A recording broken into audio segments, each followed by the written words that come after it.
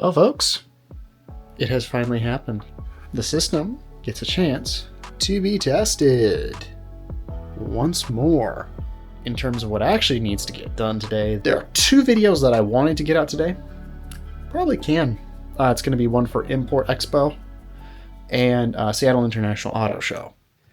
The battery banks will last around 10 hours on full tilt editing, and I need to save around 3 to 4 hours of basic furnace time for tonight, because I don't know when the power is going to come back on. So I'm going to get to editing, finish up the two videos, and that'll be it for a while. Hey, there we go. We got the reel. So let's boot up. Heck yes. Just basically have the ability to do my work. That's why this system exists. My work is eventually going to become paid. And if that happens and I come back from a shoot and the power goes out, that's 1 to 2 days that I can't, deliver a video. Having a backup to even do like 6 to 10 hours of editing and get most of the project done is dang critical. I mean, if my own personal setup, I'd probably have an EG4 server rack battery or two attached to like a 3 kilowatt inverter or a split phase inverter if I was running like a whole studio around it. That's more of a later game thing. This setup lasts me 10 hours. All I need to do is just turn on the inverter, hook up the cables. The batteries are kind of sitting under there. I'm only running it while it's on. It doesn't produce hardly any heat. So we're going to get to editing.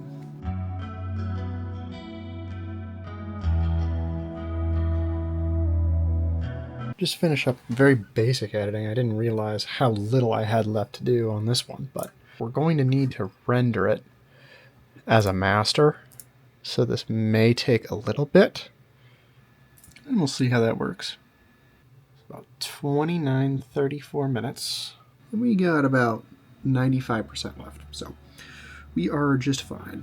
I do need to do more with another one that's more than just adjusting a few things and rendering. So we're likely going to pull about 100 or so watt hours with the render. After that, I'm going to go for a few hours on Import Expo and see what I can do with that.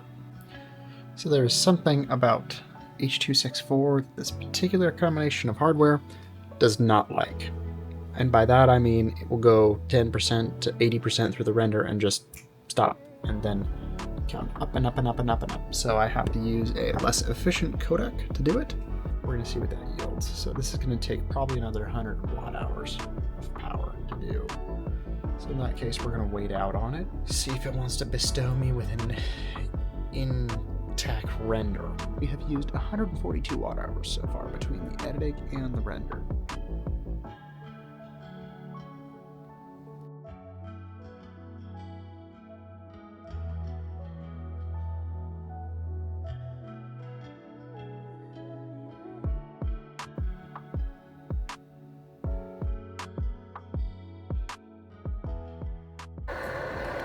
Right now we are charging at around 17 amps. Battery is around 70% state of charge. And after it's done, we just get to call it wraps. The total number of watt hours through the system was 1,200 at the end of the night. And that was with quite a lot of editing, about 5 hours of editing towards the end of the evening. So it did pretty well. And was just fine. It served its purpose. Note in this video, I am merely using stored power. In an optimal scenario, you will want to be able to produce power. That's actually going to be related to the next video I'm making. The reason why I didn't go out and start a generator in this video is because the power outage didn't last long. The stored power was enough. However, that's not always going to be the case. And maintenance is a huge thing for producing power. Most things that produce power require some sort of maintenance. And if you don't do that, you will suffer. The next video, I will be getting the generator out and prepping it for the season, which family hardly ever does.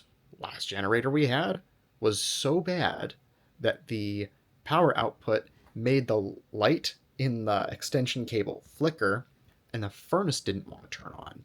Some other types of power supplies could use it, like a battery charger, but the furnace didn't even want to touch it with a 39.5 foot pole. So I'm going to be prepping the generator that we got used to be ripe and ready, as well as testing it out to charge some batteries. Until then, I will see you folks later. Have a good day.